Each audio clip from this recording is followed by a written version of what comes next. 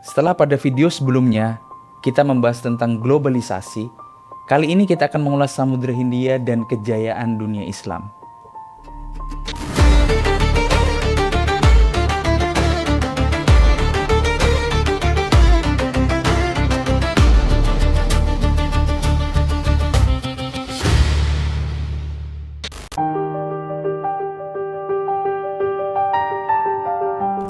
Halo, saya Torin Wariza.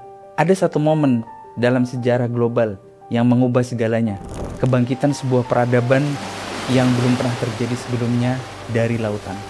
Sejarawan Kirti Narayan Chowdhury menyebutkan setelah masa penurunan panjang pada masa abad ke-4 hingga ke-6 Masehi, perekonomian global di Asia mengalami satu economic boom, ledakan ekonomi besar yang belum pernah terjadi sebelumnya.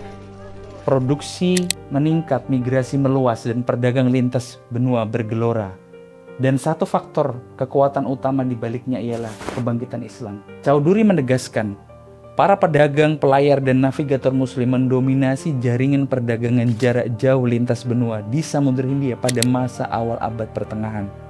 Andre Wing menyebutnya dengan terminologi Indo-Islamic World, sebuah peradaban yang lahir dari perpaduan interaksi dunia Islam dengan samudra yang telah berlangsung selama 1000 tahun lamanya. Bahkan ia menjuluki Samudra Hindia layaknya Arab Mediterranean, yakni lautan milik dunia Arab dan Islam. Sementara itu Edward Alpers menyebutnya secara lebih tegas lagi, yakni Islamic Sea, lautan Islam. Dr. Shauki Abdul Qawi Usman menyebutnya dengan lebih tegas lagi, Danau Arab. Mengapa? Karena bangsa Arab dan kaum muslimin sejak masa abad pertama Hijriah atau 7 Masehi menjadi tuan navigasi dan perdagangan di seluruh jaringan samudra lautan luas ini. Para pelaut muslim menghubungkan jaringan perdagangan maritim global terjauh pada masanya, dari Laut Mediterania, Laut Merah, Teluk Persia hingga kawasan Asia Timur. Islam menyatukan dua jalur perdagangan besar, Samudra Hindia dan Laut Mediterania. Jalur laut melalui Laut Merah, jalur darat laut melalui Teluk Persia, Irak, dan kawasan negeri Syam. Semuanya berada di bawah otoritas politik penting, Daulah Umayyah, kemudian Daulah Abbasiyah. Namun Samudra Hindia pada masa ini bukan arena jual beli belaka.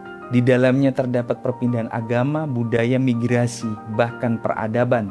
Ikatan budaya antara Asia Tenggara dan Asia Selatan yang telah terbentuk pada masa sebelumnya dimodifikasi dan diperluas dengan penyebaran Islam ke arah timur. Ekspansi dakwah Islam bahkan melampaui Selat Malaka dan Selat Sunda.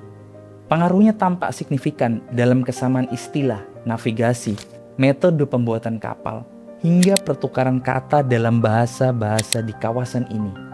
Kirti Narayan Chowdhury mengukur keberhasilan Islam dalam 3 dimensi, ruang, waktu, dan struktur.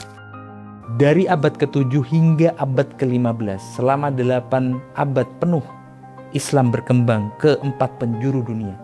Dari Alexandria hingga Kanton, dari semenanjung Arabia hingga semenanjung Melayu dan Asia Timur. Integrasi wilayah dunia Islam di kawasan Mediterania, Syam, Asia Barat, Asia Tengah, Teluk Persia, Afrika Barat, Utara, hingga Asia Selatan menciptakan zona konsumsi ekonomi yang sangat kuat. Kota-kota besar tumbuh, permintaan atas komoditas unggulan dan barang-barang berharga melonjak tajam, dan perdagangan lintas benua berakselerasi secara signifikan. Pandangan Kirti Chowdhury dan Andre Wing ini memicu perdebatan akademis yang penting dan melahirkan cara baru dalam memahami sejarah ekonomi global, bahwa kebangkitan dunia tidak dimulai dari barat, bahwa di lautan yang seringkali terlupakan ini selama berabad-abad, sebuah peradaban telah membangun dunia yang saling terhubung, bahwa Samudra Hindia bukan sekedar lautan, ia adalah saksi bisu dalam babak terbesar sejarah umat manusia, yakni kejayaan dunia Islam di lautan.